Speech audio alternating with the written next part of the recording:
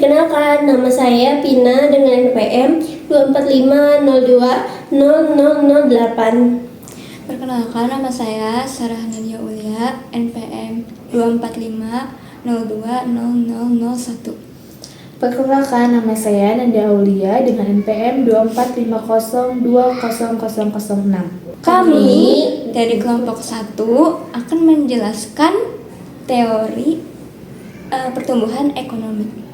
Simak videonya teman-teman. Adam Smith lahir pada 5 Juni 1723 di Kirkcaldy, Skotlandia. Ia dikenal sebagai seorang filsuf dan ekonom klasik yang menjadi pelopor lahirnya ilmu ekonomi modern. Pada tahun 1751, ia diangkat sebagai guru besar ilmu ekonomi di Universitas Glasgow dan kemudian menjabat sebagai wakil ketua Dewan Filsafat Moral. Smith dikenal melalui dua karya utamanya, yaitu The Theory of Moral Sentiments pada tahun 1759 yang membahas perilaku moral dalam kehidupan sosial, serta The Will of Nation pada tahun 1776 yang menjadi landasan utama sistem ekonomi pasar bebas dan kapitalisme. Konsep utama Adam Smith yang pertama ada invisible hand atau tangan tak terlihat. Adam Smith percaya bahwa pasar bisa mengatur dirinya sendiri. Kalau setiap orang bebas berusaha tanpa campur tangan pemerintah, maka barang dan jasa akan otomatis sampai ke orang yang membutuhkan dengan cara paling efisien. Yang kedua ada laissez-faire, yaitu biarkan saja. Pemerintah sebaiknya tidak ikut campur terlalu banyak dalam kegiatan ekonomi. Biarkan pasar bekerja dengan sendirinya. Yang ketiga, ada division of labor, yang artinya pembagian kerja. Kalau pekerjaan dibagi ke orang-orang sesuai keahlian mereka, maka hasil kerja akan lebih cepat dan lebih banyak. Ini membuat produksi lebih efisien. Selanjutnya, ada tenaga kerja sebagai sumber nilai. Menurut Smith, nilai suatu barang ditentukan oleh kerja yang dibutuhkan untuk membuatnya, bukan oleh emas atau tanah seperti yang diyakini oleh para pemikir ekonomi sebelumnya, yaitu merkantilis dan fisiokrat. Selanjutnya, ada faktor pertumbuhan ekonomi menurut Adam Smith. Yang pertama, ada output total atau jumlah produksi. Hal ini dipengaruhi oleh sumber daya alam. Tanah dan sumber daya alam lainnya menentukan batas maksimal pertumbuhan. Kalau semua sumber daya sudah digunakan, maka produksi tidak bisa naik lagi. Selanjutnya, yang kedua ada sumber daya manusia. Semakin banyak tenaga kerja, maka semakin besar produksi. Tapi Smith melihat tenaga kerja sebagai faktor pasif, hanya mengikuti kebutuhan. Selanjutnya, ada akumulasi modal. Modal atau alat produksi, misalnya mesin, bangunan, sangat penting. Modal ini memungkinkan pembagian kerja yang lebih baik dan meningkatkan hasil produksi. Selanjutnya ada pertumbuhan penduduk.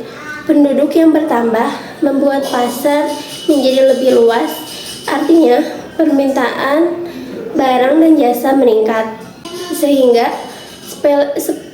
spesialisasi dan produksi meningkat. Jumlah penduduk bisa naik atau turun tergantung tinggi rendahnya upah. Jika upah tinggi, maka orang menikah muda dan anak lebih banyak. Jika upah rendah, sulit hidup, penduduk bisa berkurang. Selanjutnya ada pengaruh dan warisan pemikiran Adam Smith. Yang pertama ada pengaruh global. Pemikirannya menjadi dasar dari sistem ekonomi pasar bebas dan kapitalisme modern. Banyak negara barat seperti Inggris dan AS mengadopsi ide-idenya. Ia juga mempengaruhi kebijakan modern seperti yang pertama ada pajak progresif. Orang kaya bayar pajak lebih tinggi. Yang kedua ada hak milik pribadi. Setiap orang bebas memiliki dan mengelola aset. Selanjutnya ada warisan atau warisan pemikiran dari Adam Smith. Yang pertama, sistem pasar yang ia kembangkan dianggap sederhana tapi sangat efektif. Teorinya menjadi fondasi ekonomi liberal modern, yaitu ekonomi yang menekankan kebebasan individu dan persaingan bebas. Ia meyakini bahwa meski setiap orang mencari keuntungan sendiri, hasil akhirnya adalah akan menguntungkan masyarakat secara keseluruhan. Selanjutnya ada kesimpulan. Adam Smith mengejarkan bahwa jika pasar dibiarkan bekerja sendiri dan orang-orang bebas berusaha, maka ekonomi akan tumbuh dan masyarakat akan sejahtera. Ide-idenya masih menjadi dasar banyak sistem ekonomi di dunia saat ini. Lalu yang terakhir ada kritik terhadap Adam Smith. Adam Smith terlalu optimis terhadap invisible hand.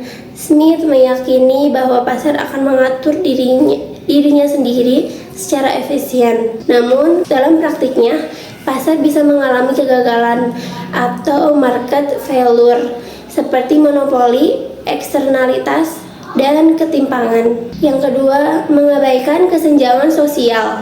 Fokus pada efisiensi dan kebebasan individu. Namun, tidak cukup menekankan distribusi kekayaan yang adil. Sistem pasar bebas bisa memperparah ketimpangan sosial dan ekonomi. Yang ketiga ada terlalu minim campur tangan pemerintah. Smith menolak campur tangan pemerintah dalam perekonomian. Dalam situasi krisis, misalnya depresi ekonomi, intervensi negara sangat dibutuhkan seperti yang dibuktikan oleh teori Keynesian. Yang keempat, abai terhadap lingkungan. Teori Smith tidak mempertimbangkan dampak kegiatan ekonomi terhadap lingkungan. Namun, pertumbuhan ekonomi yang tidak terkendali bisa menyebabkan degradasi lingkungan. Selanjutnya, ada pandangan terbatas terhadap nilai, menekankan nilai ditentukan oleh tenaga kerja. Teori nilai tenaga kerja kemudian disempurnakan oleh teori nilai subjektif atau marginal utility dalam ekonomi modern. Itu saja yang bisa saya sampaikan mengenai teori Adam Smith tentang pertumbuhan ekonomi klasik. Terima kasih. David Ricardo lahir di London pada tahun 1772 dari keluarga imigran Yahudi asal Belanda.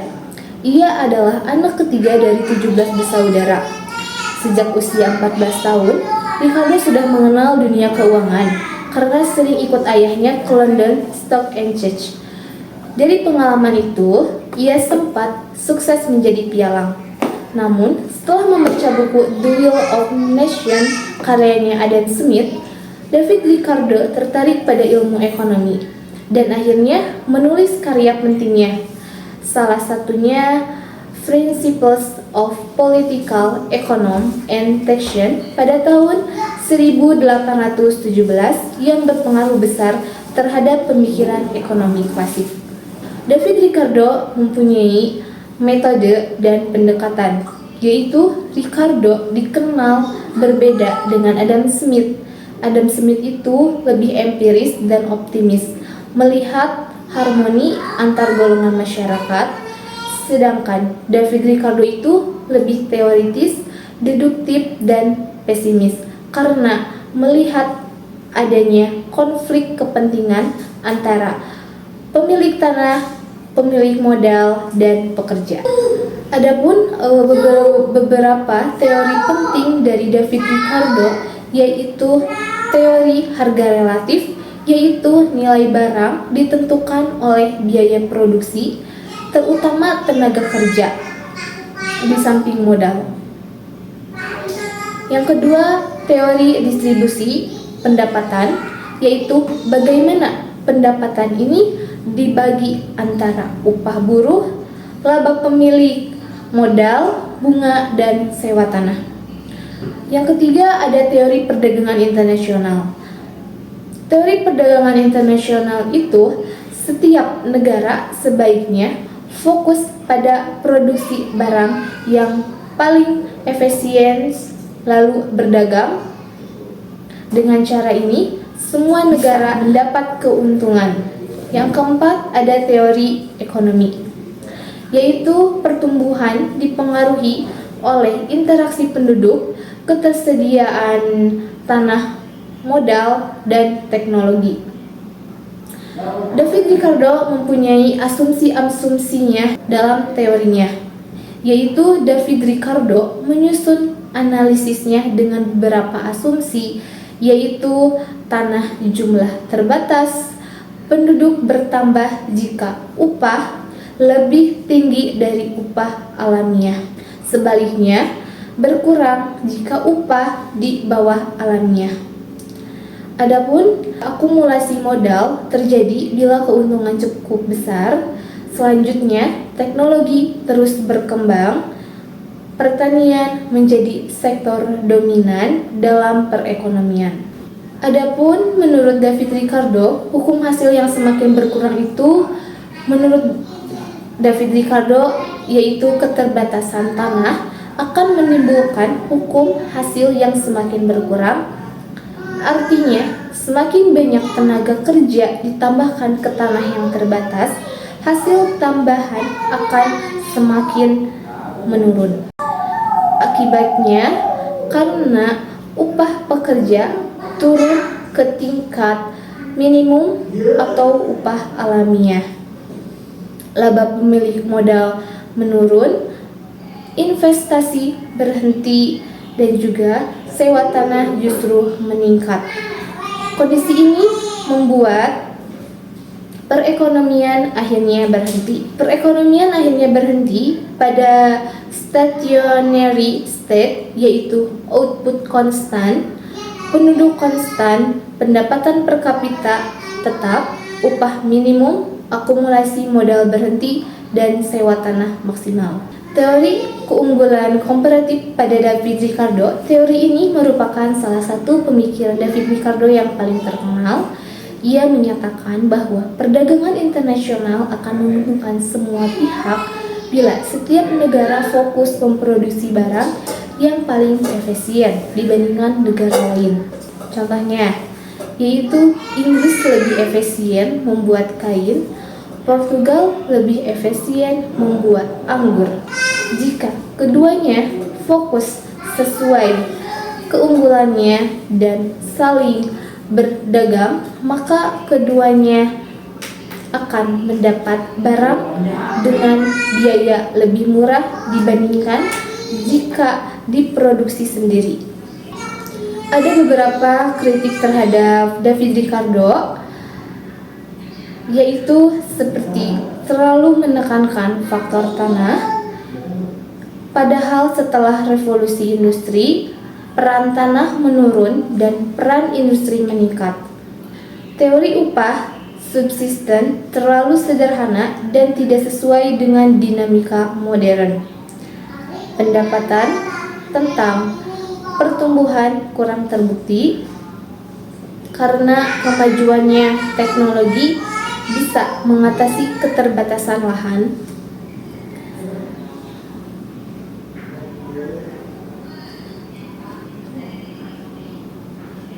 Ada juga teori perdagangan internasionalnya belum memperhitungkan faktor modern seperti tarif, biaya transportasi, dan kebijakan pemerintah. Sekian dari saya, akan dilanjutkan oleh Sarah. Robert Solow lahir di Brooklyn, New York tahun 1924. Ia anak pertama dari 3 bersaudara. Tahun 1940, ia kuliah di Harvard mengambil sosiologi dan antropologi, tapi sempat berhenti karena ikut tentara Amerika Serikat saat Perang Dunia II. Setelah perang selesai tahun 1945, ia kembali kuliah dan mendalami ekonomi. Pada tahun 1987, ia mendapat hadiah Nobel Ekonomi atas kontribusinya. Karyanya yang paling terkenal adalah model pertumbuhan ekonomi neoklasik atau biasa disebut Solow-Swan model yang berkembang sejak 1950-an. Teori ini membangun lanjutan dari ekonomi klasik dengan fokus pada faktor produksi yaitu penduduk, tenaga kerja, dan modal, serta kemajuan. Menurut Solow, pertumbuhan ekonomi tidak hanya bergantung pada modal dan tenaga kerja saja, tapi juga sangat ditentukan oleh teknologi. Dari penelitiannya, ia menemukan bahwa lebih dari setengah pertumbuhan ekonomi Amerika Serikat pada awal abad 20 berasal dari kemajuan teknologi, bukan hanya modal dan tenaga kerja. Perekonomian diasumsikan selalu berada pada kondisi tenaga kerja penuh dan pemanfaatan penuh modal. Ada fleksibilitas dalam penggunaan modal dan tenaga kerja. Semakin banyak modal, semakin besar pula tenaga kerja yang bisa digunakan untuk menghasilkan output. Unsur utama teori Solow adalah teknologi.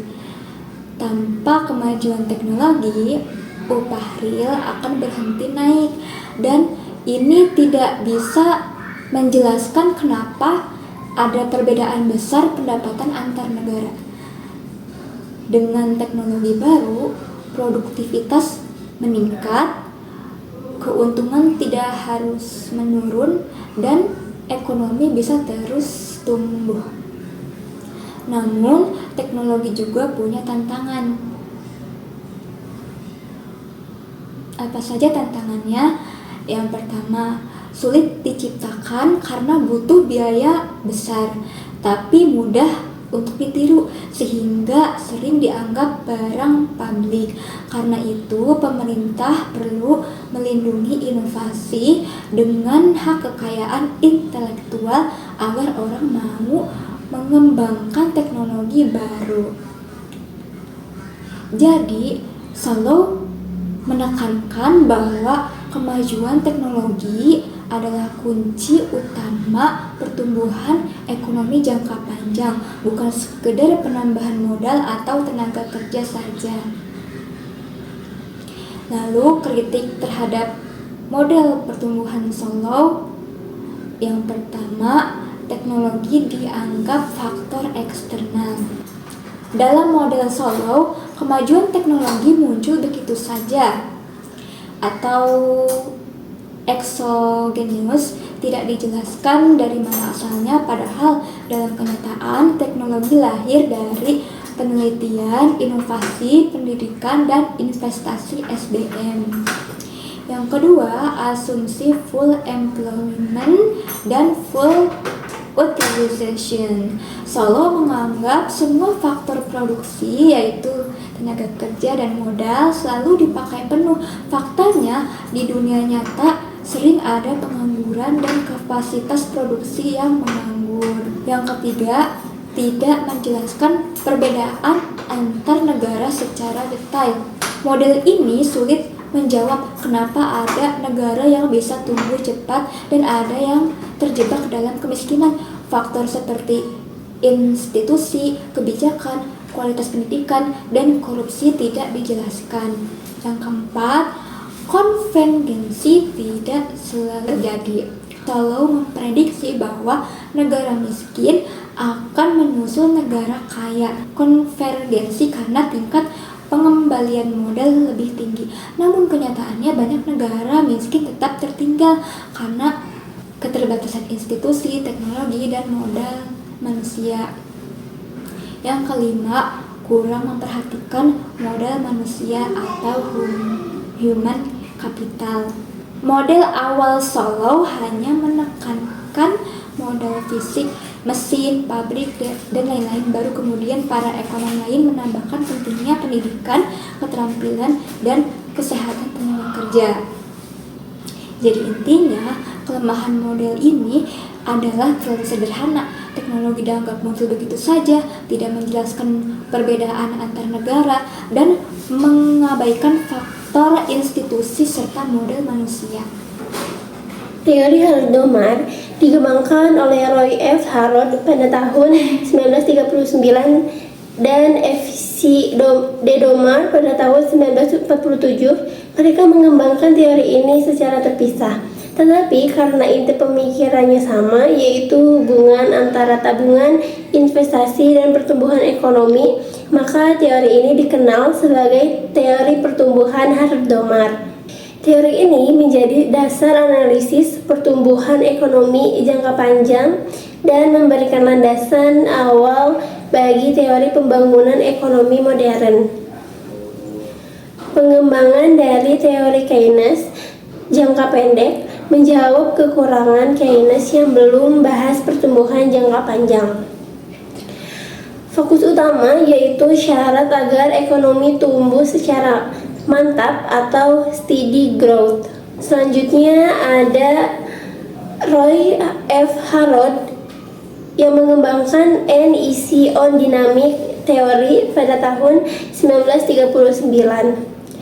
F.C. De Domar mengembangkan Expansion and Employment pada tahun 1947. Dikembangkan terpisah namun esensi sama, dikenal sebagai teori Harrod-Domar. Selanjutnya, inti pemikiran pertumbuhan ekonomi ditentukan pembentukan modal, capital formation, modal berasal dari tabungan, investasi, akumulasi, stok modal. Hubungan langsung antara stok modal yaitu K dan output yaitu Y.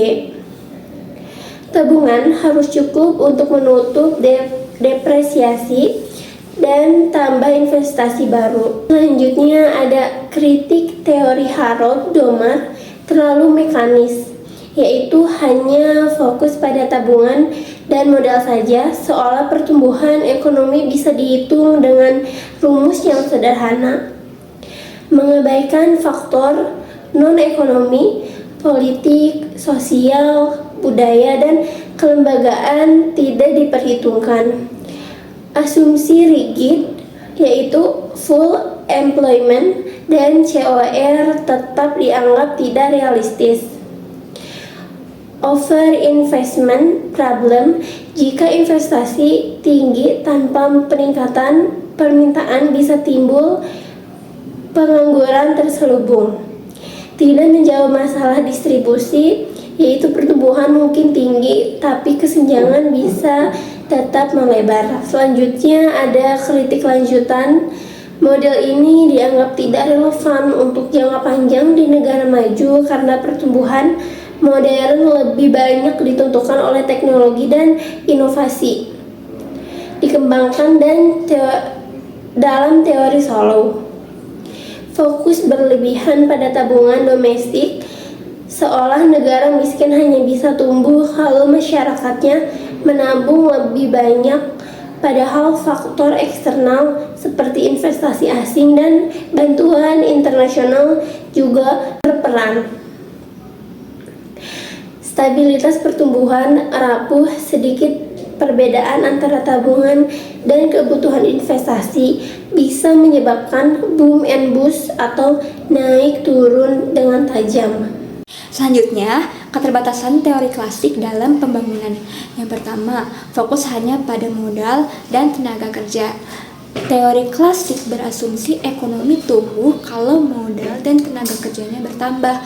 Masalahnya, teori ini tidak melihat peran teknologi dan inovasi yang sebenarnya sangat penting untuk mendorong produktivitas. Yang kedua, kurang menyoroti peran institusi dan pemerintah.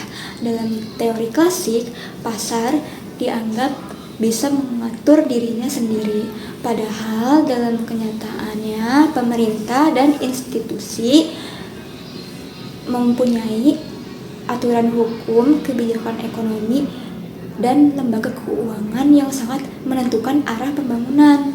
Yang ketiga, kurang cocok untuk negara berkembang. Teori klasik tidak memperhatikan distribusi pendapatan dan kemiskinan, padahal ini masalah utama di negara berkembang. Jadi, teori klasik sering dianggap terlalu optimis dan tidak realistis. Keterbatasan teori neoklasik atau Solow dan kawan-kawannya. Yang pertama, teknologi dianggap datang dari luar atau eksogen. Model ini bilang pertumbuhan jangka panjang ditentukan oleh teknologi, tapi teknologi dianggap muncul begitu saja. Akibatnya model ini tidak memberi jawaban praktis bagaimana negara berkembang bisa menciptakan inovasi lokal. Yang kedua, kurang perhatikan masalah struktural.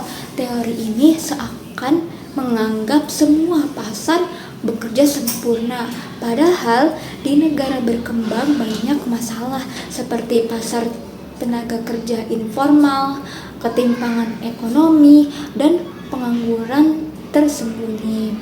Yang ketiga, fokus pada angka pertumbuhan bukan kualitas pembangunan. Teori neoklasik menekankan pertumbuhan output atau PDB, tapi pembangunan bukan hanya soal angka, melainkan juga kualitas hidup seperti pendidikan, kesehatan, lingkungan, dan pemerataan.